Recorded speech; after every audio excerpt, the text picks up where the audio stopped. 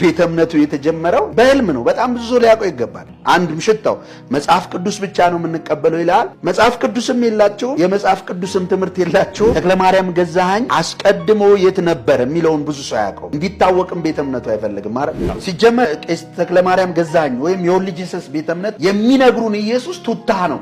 በመጀመሪያ ቃል ነበር፣ ቃልም በእግዚአብሔር ዘንድ ነበር፣ ቃል በውስጡ ነበር፣ በውስጡ ያለውን ቃል ወደ ውጭ አወጣና ኮት አድርጎ ለብሶ ተገለጠ።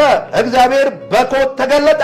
ልክ እንደ ቢሾፕ ተክለማርያም ኢየሱስን ብዙ ጊዜ ታያለች። ኢየሱስ ጠዋት የመጣ ቪዚት ያደርጋታልና ከቤተ ክርስቲያን ተወግዞ ሲወጣ እልህ አለበት፣ ንዴት አለበት። ስለዚህ በራሱ መንገድ ሄዶ አንድ ሊያካብተው የፈለገው ነገር ነበረው። ቤተ እምነት የመሰረተው አንድ ግለሰብ ነው። የተመሰረተው በህልም ነው። ግራ ተጋብቶ ቴዎሎጂ እየተማረ ያለ ጥያቄ ተፈጥሮበት የተምታታ ሰው ነው።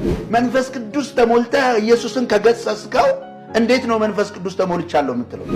እርጎን ስመለከተው 4 የሞቱ ዝንቦች ነበሩበት። እኔም አላወጣም ብዬ መጠጣቴን ስጀምር አንደኛዋ በጥርሶቼ መካከል ቀረና ቀጭ አረኩ። ቤተ እምነቱ ህዝብ የበዛው ወይም ሲመሰረት ወላይታ ላይ በድመት ተሰብከው ነው ህዝቡ የተከማቸው ያለ